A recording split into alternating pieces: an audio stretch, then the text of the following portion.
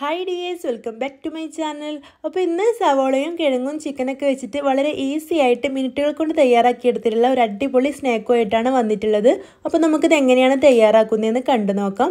അപ്പോൾ അതിന് വേണ്ടിയിട്ട് ഞാനിവിടെ മീഡിയം സൈസുള്ള ഒരു ഉരുളക്കിഴങ്ങ് ഇതുപോലെ ചെറുതായിട്ടൊന്ന് ഗ്രേറ്റ് ചെയ്തെടുത്തിട്ടുണ്ട്. വളരെ ചെറുതായിട്ടാണ് കേട്ടോ ഗ്രേറ്റ് ചെയ്തെടുത്തിട്ടുള്ളത്. എന്നിട്ട് ഇതൊരു 2-3 പ്രാവശ്യം നന്നായിട്ടൊന്ന് കഴുകി എടുത്തിട്ടുണ്ട്. ഇത് നമുക്ക് ഒരു ബൗളിലേക്ക് ചേർത്ത് കൊടുക്കാം.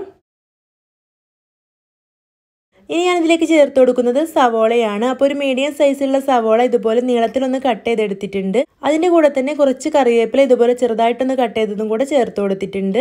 ഇനി നമുക്കിത് നന്നായിട്ടൊന്ന് കൈ വെച്ചിട്ട് തിരുമ്മി കുഴച്ചെടുക്കണം. അപ്പോൾ ഈ ഒരു സവോളയിലെ നീരൊക്കെ ഒന്ന് പുറത്ത് വരാൻ വേണ്ടിയിട്ടാണ് ഇതുപോലെ നന്നായിട്ടൊന്ന് തിരുമ്മി കുഴച്ച് കൊടുക്കുന്നത്.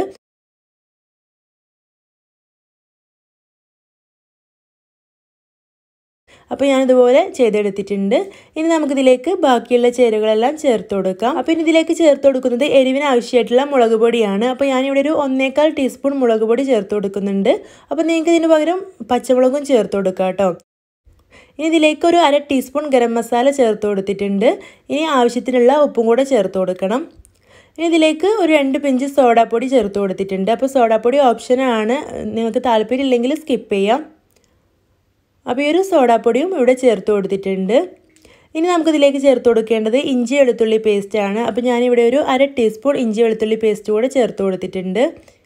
ഇനി നമുക്കിതിലേക്ക് മെയിൻ ഇൻഗ്രീഡിയൻറ്റ് ചേർത്ത് കൊടുക്കാം. അപ്പോൾ ഇനി നമുക്കിതിലേക്ക് ചിക്കനാണ് ചേർത്ത് കൊടുക്കേണ്ടത്. അപ്പോൾ ഞാനിവിടെ ഒരു 2-3 പീസ് എല്ലില്ലാത്ത ചിക്കൻ ഇതുപോലെ മിക്സിയുടെ ജാറിലേക്ക് ചേർത്ത് കൊടുത്തിട്ടുണ്ട്. നന്നായിട്ടൊന്ന് അരച്ചെടുക്കണം. അപ്പോൾ ഇതുപോലെ നല്ല രീതിയിൽ അരച്ചെടുത്തിട്ടുണ്ട്.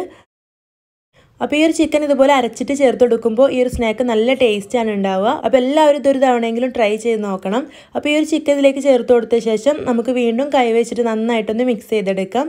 അപ്പോൾ ഈ ഒരു ചിക്കനൊക്കെ നല്ലപോലെ ഒന്ന് മിക്സ് ചെയ്തെടുക്കണം, അല്ലെങ്കിൽ ഇതൊരു ഭാഗത്ത് തന്നെ കൂടി കിടക്കും. അപ്പോൾ ഇതുപോലെ നല്ല രീതിയിലൊന്ന് മിക്സ് ചെയ്തെടുക്കാം. അപ്പോൾ ഇതിവിടെ നല്ലപോലെ ഒന്ന് മിക്സ് ചെയ്ത് കുഴച്ചെടുത്തിട്ടുണ്ട്.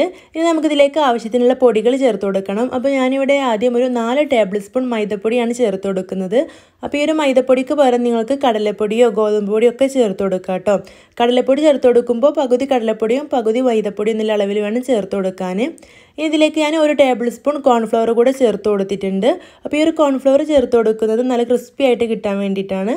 അപ്പോൾ നിങ്ങളുടെ കയ്യിൽ കോൺഫ്ലവർ ഇല്ലെങ്കിൽ നിങ്ങൾക്ക് 1 ടീസ്പൂൺ അരിപ്പൊടി ചേർത്ത് കൊടുത്താലും മതി. എന്നിട്ട് നന്നായിട്ടൊന്ന് കുഴച്ചെടുത്ത ശേഷം ഇത് നല്ല ടൈറ്റ് ആയതുകൊണ്ട് കുറച്ച് വെള്ളം കൂടെ ചേർത്ത് കൊടുത്തിട്ട് വീണ്ടും നല്ല പോലെ ഒന്ന് കുഴച്ചെടുത്തിട്ടുണ്ട്. അപ്പോൾ ഈ ഒരു കട്ടിയിലാണ് നമുക്ക് മാവ് വേണ്ടത്.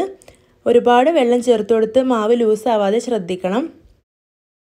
ഇനി ഞാനിവിടെ പാനിൽ ഓയിൽ ഒഴിച്ച് കൊടുത്തിട്ട് നന്നായിട്ടൊന്ന് ചൂടാക്കി എടുത്തിട്ടുണ്ട്.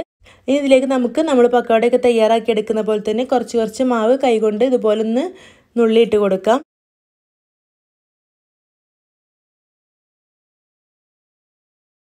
ഇനി നമുക്ക് തീ ഒന്ന് കുറച്ച് വെച്ചിട്ട് തിരിച്ചും മറിച്ചൊക്കെ ഇട്ട് കൊടുത്തിട്ട് ഒന്ന് ഫ്രൈ ചെയ്തെടുക്കാം. ഹൈ ഫ്ലെയിമിൽ വെച്ചിട്ട് പെട്ടെന്ന് തന്നെ ഫ്രൈ ചെയ്തെടുക്കരുത്. നമ്മൾ ചിക്കനൊക്കെ ചേർത്ത് കൊടുക്കുന്നത് കൊണ്ട് തന്നെ തീ ഒന്ന് കുറച്ച് വെച്ചിട്ട് കുറച്ച് സമയം ഒന്ന് ഫ്രൈ ചെയ്തെടുക്കണം. അപ്പോൾ ഞാനിവിടെ ഇത് തിരിച്ചും മറിച്ചൊക്കെ ഒന്ന് ഇട്ട് കൊടുക്കുന്നുണ്ട്. അപ്പോൾ ഇത് കുറച്ച് സമയത്തിന് ശേഷം ഇതിവിടെ ഫ്രൈ ആയി വന്നിട്ടുണ്ട്. അപ്പോൾ ഈ ഒരു ഫസ്റ്റ് ബാച്ച് ഇവിടെ റെഡി ആയിട്ടുണ്ട്. നമുക്കിത് എണ്ണയിൽ നിന്ന് കോരി മാറ്റാം. ബാക്കിയുള്ളത് നമുക്ക് ഇതുപോലെ തന്നെ തയ്യാറാക്കിയെടുക്കാം. വളരെ എളുപ്പത്തിൽ കിടിലൻ ടേസ്റ്റോട് കൂടി തയ്യാറാക്കിയിട്ടുള്ളൊരു സ്നാക്കാണിത്.